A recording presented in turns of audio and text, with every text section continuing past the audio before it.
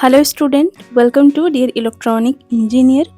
आज की इस वीडियो में हम electronic mechanic trade first year module 9 DSO chapter के नीमे क्वेश्चन बैंक के सारे एमसीक्यू पढ़ेंगे और प्रैक्टिस करेंगे। ये वीडियो आईटीआई स्टूडेंट के लिए बहुत हेल्पफुल रहेगा, स्पेशली उनके लिए जो फर्स्ट ईयर एग्ज़ाम की प्रिपरेशन कर रहे हैं और इलेक्ट्रॉनिक मैकेनिक ट्रेड से हैं। और कुछ ही दिनों के बाद मैं इस चैनल पर आईटीआई इलेक्ट्रॉनिक मैकेनिक ट्रेड के कंप्लीट सिलेबस कवर करूंगी और हर चैप्टर के नीमी क्वेश्चन सेपरेटली अपलोड करूंगी ताकि आप अपना preparation step by step easily कर सको। स्टूडेंट, एक छोटी सी इम्पोर्टेंट क्लैरिफिकेशन देना चाहती हूँ। 2023 के न्यू सिलेबस के अकॉर्डिंग कुछ चैप्टर में चेंजेस हुआ है। जो पहले फर्स्ट ईयर में था वो अब सेकंड ईयर में शिफ्ट हो गया है और जो सेकंड ईयर में था वो फर्स्ट ईयर में आ गया है। इसीलिए अगर आप देखें तो मॉड्यूल 9 का चैप्टर एक्सचेंज हो चुका है। अब जो डीएसओ चैप्टर है वो फर्स्ट ईयर में इंक्लूड हुआ है, तो क्वेश्चन बैंक में डीएसओ चैप्टर नहीं है क्योंकि क्वेश्चन बैंक 2019 का है। इसीलिए मैं सेकेंड ईयर के नीमी क्वेश्चन लेकर सिलेबस के अकॉर्डिंग पढ़ा रही हूँ ताकि आप अपना प्रिपरेशन पूरा कर सको। आप कंफ्यूज मत होना, जो मैं पढ़ा रही हूँ वो अपडेटेड 2023 सिलेबस के बिल्कुल अकॉर्डिंग है। एग्ज़ाम पॉइंट ऑफ व्यू से यही सही है और इम्पोर्टेंट भी। तो वीडियो को स्टार्ट करते हैं फर्स्ट क्वेश्चन से। क्या है हमारा first question? What is the full form of DSO? DSO का फुल फॉर्म क्या है? तो ऑप्शन ए है dual system oscillator, option B dual storage oscillator, option C digital system oscilloscope and option D digital storage oscilloscope. तो यहाँ पे correct answer क्या है? Option D digital storage oscilloscope. Next question देखते हैं। What type of waveform is available at pin number 2 of function generator IC 8038? मतलब IC 8038 के pin 2 से कौन सी सिग्नल वेवफॉर्म निकलती है? हम 8038 IC का पिन नंबर देखते हैं, पिन डायग्राम से समझ आएगा। तो देखिए क्वेश्चन में क्या पूछ रहा है, पिन नंबर 2 से कौन सा आउटपुट आता है? तो पिन नंबर 2 यहाँ पे जो है उसमें कौन सा आउटपुट आ रहा है? Sine wave output. और सारे पिन में हम देख लेते हैं। देखिए पिन नंबर 2 में साइन वेव आउटपुट आता है, पिन नंबर 3 में ट्रायंगुलर वेव आउटपुट आता है और एक है आउटपुट वो है pin number 9 square wave output आता है।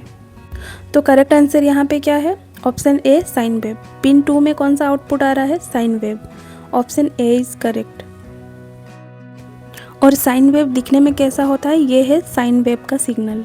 ओके, सो करेक्ट आंसर यहाँ पे ऑप्शन ए साइन वेव।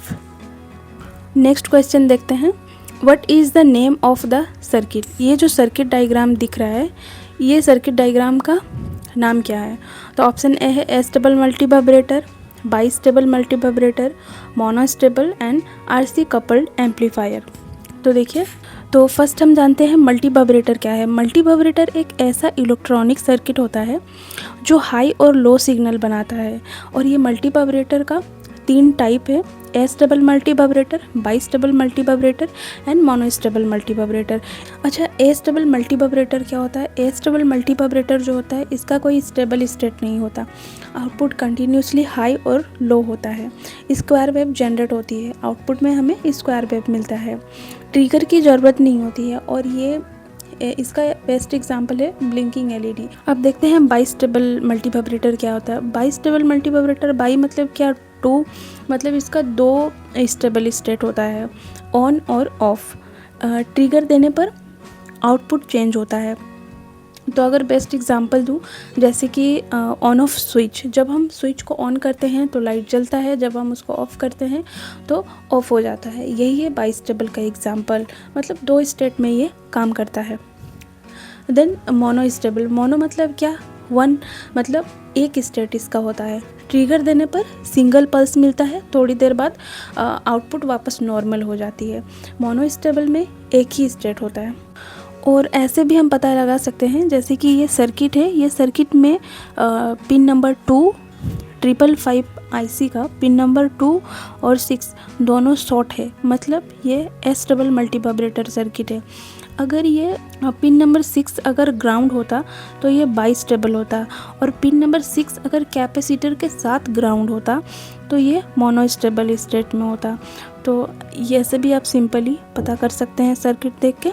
वैसे 2 और 6 यहाँ पे शॉर्ट है, मतलब ये स्टेबल मल्टीवाइब्रेटर सर्किट है। करेक्ट आंसर होगा ऑप्शन ए। नेक्स्ट क्वेश्चन देखते हैं, which function makes a stable waveform displayed on the DSO screen. Question का मतलब है DSO में जब हम कोई सिग्नल को देखते हैं तो वो सिग्नल कांस्टेंट और स्टेबल दिखने के लिए हम कौन सा फंक्शन यूज़ करते हैं ताकि स्क्रीन में जो भी वेवफॉर्म है वो ज़्यादा हिले डुले नहीं और वो कांस्टेंट या स्टेबल फॉर्म में दिखे। तो उसके लिए हम लोग कौन सा फंक्शन यूज़ करते हैं? Option A auto set function, option B triggering function, option C saving a setup function and option D recalling a setup function. तो यहाँ पे करेक्ट आंसर क्या होगा? Option A auto set function. जब हम DSO में कोई वेवफॉर्म को चेक कर रहे हैं और ऑटो सेट फंक्शन मोड में डाल देते हैं तो वो जितना भी है, जितना पैरामीटर ऑटोमेटिकली सेट होकर आउटपुट दिखाता है।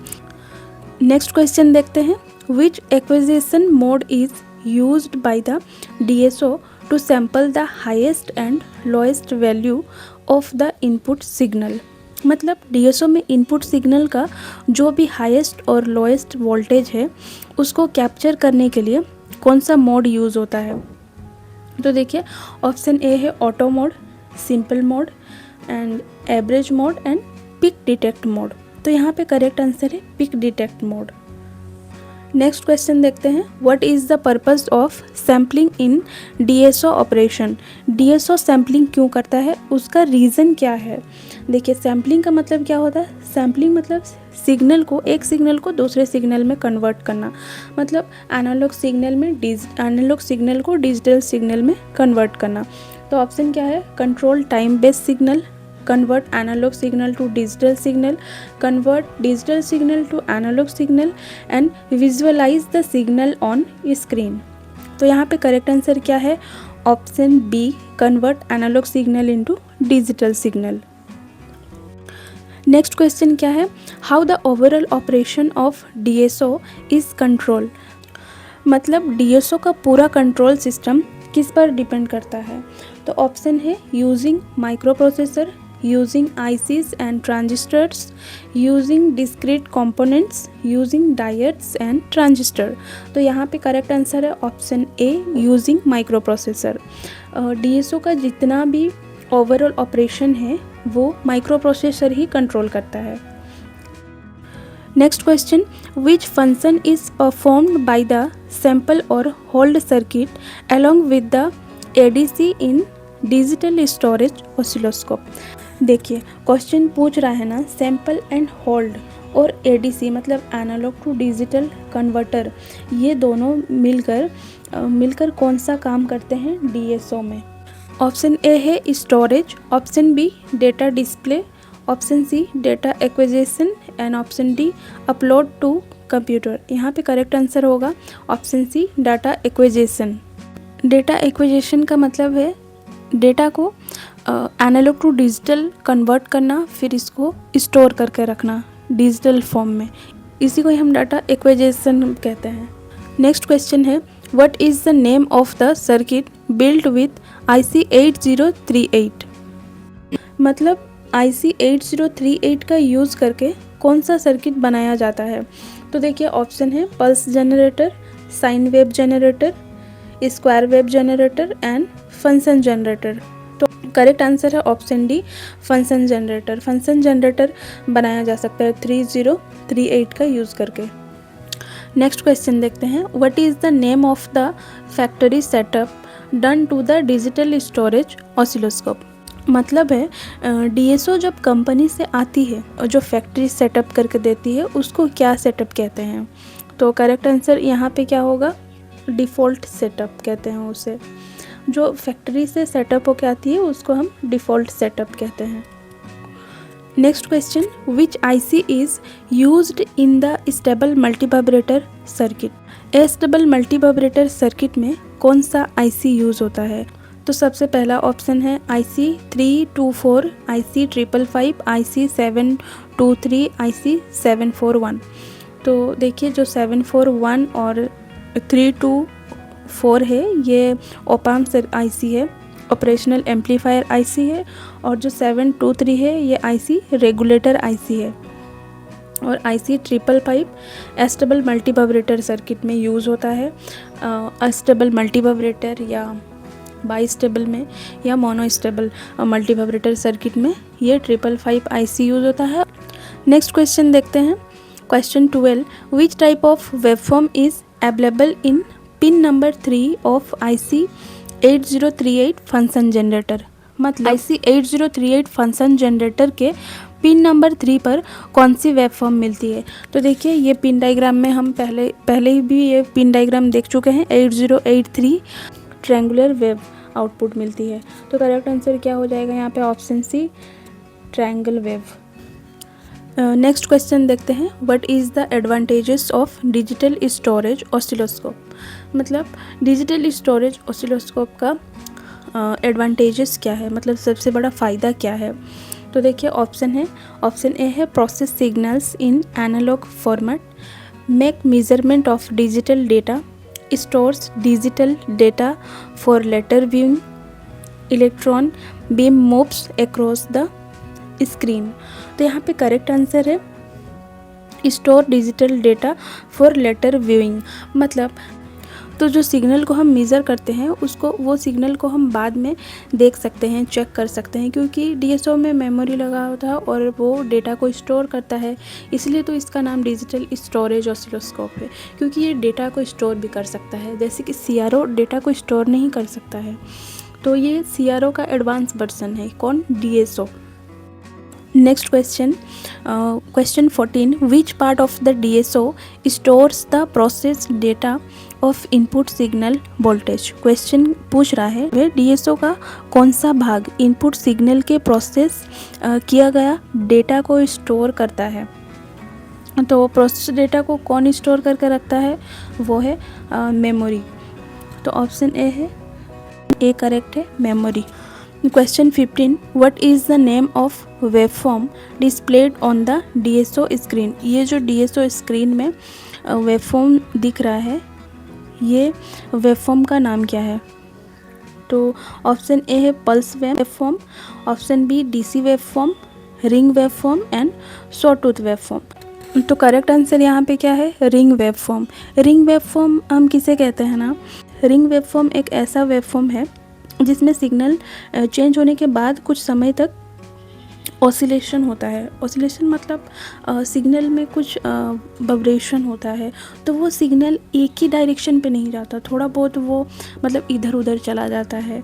जैसे कि ये सिग्नल हम देख रहे हैं ना, ये कांस्टेंट वे में नहीं जा रहा है, ये इधर उधर है थोड़ा सा, तो इसी को हम लोग रिंग वेवफॉर्म कहते हैं। Question 16, how the digital equipment works with the input voltage samples. मतलब डिजिटल इक्विपमेंट सैम्पल वोल्टेज के साथ कैसे काम करता है?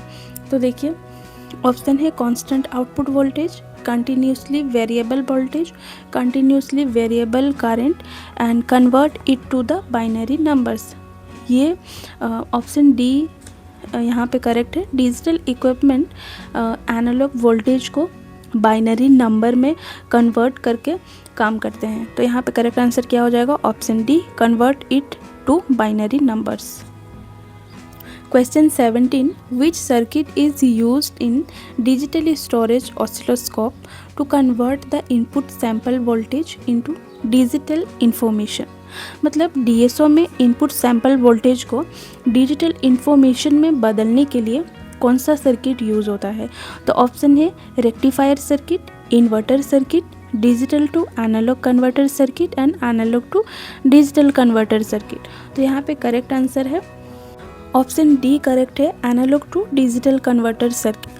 अगर आप डिजिटल इन्फॉर्मेशन में सिग्नल को बदलना चाहते हैं तो ऑब्वियसली आप analog to digital converter circuit use करेंगे। तो यहाँ पे करेक्ट आंसर है option D, analog to digital converter circuit. This is the final question of module 9। So which type of waveform is available at pin number 9 of function generator IC 8038। Question पूछ रहा है function generator IC 8038 के pin number 9 पर कौन सा waveform मिलता है।